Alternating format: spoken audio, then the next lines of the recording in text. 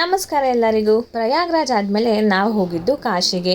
ವಿನಾಯಕನ ದರ್ಶನ ಮಾಡೇ ಎಲ್ಲ ಶುರು ಮಾಡಬೇಕು ಅಂತಾರೆ. ಅದಕ್ಕೆ ನಾವು ಫಸ್ಟು ಗಣೇಶನ ದೇವಸ್ಥಾನಕ್ಕೆ ಹೋಗಿದ್ದು ಕಾಶಿಯಲ್ಲಿ. ಅಲ್ಲೆಲ್ಲ ಗಣೇಶ ಡಿಫ್ರೆಂಟಾಗೆ ಕಾಣಿಸ್ತಾರೆ. ಬೆಂಗಳೂರಲ್ಲೇ ಬೇರೆ ಥರ ಇರುತ್ತೆ ಗಣೇಶ. ತುಂಬ ಗಣೇಶಗಳಿದ್ವು ಆ್ಯಂಡ್ ಇಲ್ಲಿ ಕೂಡ ತುಂಬ ದೊಡ್ಡದಾಗಿ ಚೆನ್ನಾಗಿತ್ತು.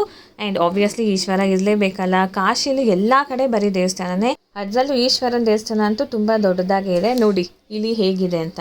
ಸೊ ನೆಕ್ಸ್ಟು ಕಾಳಭೈರವ ಅವರ ಅಪ್ಪನೆ ತೊಗೊಂಡೇ ನಾವು ಕಾಶಿ ವಿಶ್ವನಾಥ ದೇವಸ್ಥಾನಕ್ಕೆ ಹೋಗಬೇಕು ಅಂತ ಗೊತ್ತಾಯಿತು.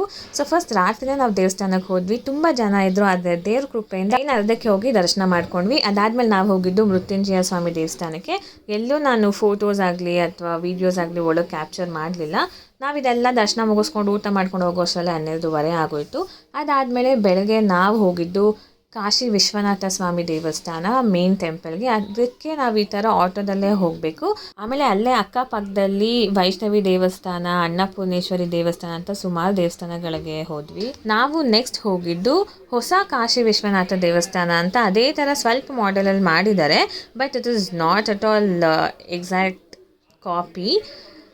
ನಾವು ಅಲ್ಲಿ ಹೋಗಿ ಒಳಗಡೆ ಒಂದು ರೌಂಡ್ ಹಾಕಿ ನೋಡಿಕೊಂಡು ಪಾರ್ಕಲ್ಲಿ ಸ್ವಲ್ಪ ಕೂತ್ಕೊಂಡು ರಿಲ್ಯಾಕ್ಸ್ ಮಾಡಿ ಆಮೇಲೆ ಸಾಯಂಕಾಲ ನಾವು ಹಸಿ ಘಾಟಿಗೆ ಹೋದ್ವಿ. ಹಸಿ ಘಾಟಲ್ಲಿ ನಾವು ಬೋಟಿಂಗ್ಗೆ ಹೋದ್ವಿ. ಬಿಕಾಸ್ ಎಲ್ಲ ಘಾಟ್ನ ನಾವು ನಡ್ಕೊಂಡು ಹೋಗೋಕ್ಕೆ ಲೇಟ್ ಆಗುತ್ತೆ ಆ್ಯಂಡ್ 22 ಘಾಟ್ಸ್ ಇದೆ. ಅಷ್ಟೆಲ್ಲ ನಾವು ಕವರ್ ಮಾಡೋಕ್ಕಾಗಲ್ಲ. ಸೊ ಬೋಟಲ್ಲೇ ನಾವು ಎಲ್ಲ ಘಾಟ್ಸ್ನ ನೋಡಿಕೊಂಡು ಬಂದ್ವಿ. ಡಿಫ್ರೆಂಟ್ ಆಪ್ಷನ್ಸ್ ಇರುತ್ತೆ ನಮಗೆ ಬೋಟ್ ರೈಡಲ್ಲಿ. ಸೊ ಒಂದು ಘಾಟ್ ಹತ್ರನೂ ಇಳಿಸೋ ಥರ ಪ್ರೈವೇಟ್ ಬೋಟು ಅಥವಾ ಅಲ್ಲೇ ಇಳ್ಕೊಂಡು ಹೋಗೋ ಥರ ಇರುತ್ತೆ. ನಾವು ಹಸಿ ಘಾಟಲ್ಲೇ ಆರತಿ ನೋಡೋಣ ಅಂತ ಫಿಕ್ಸ್ ಆದ್ವಿ. ಬಿಕಾಸ್ ಕಾರೆಲ್ಲ ಆ ಕಡೆನೇ ನಿಲ್ಸೋಕ್ಕೆ ಜಾಗ ಇದ್ದಿದ್ದು. ಹಸಿ ಘಾಟಲ್ಲೇ ನಾವು ಆರತಿನೂ ನೋಡಿದ್ವಿ. ಆ ಆರತಿ ಬಗ್ಗೆ ಮತ್ತೆ ಎಲ್ಲೆಲ್ಲಿ ಹೋಗಿದ್ವಿ ಅಂತ ನಾನು ನಿಮಗೆ ನೆಕ್ಸ್ಟ್ ವೀಡಿಯೋದಲ್ಲಿ ಹೇಳ್ತೀನಿ.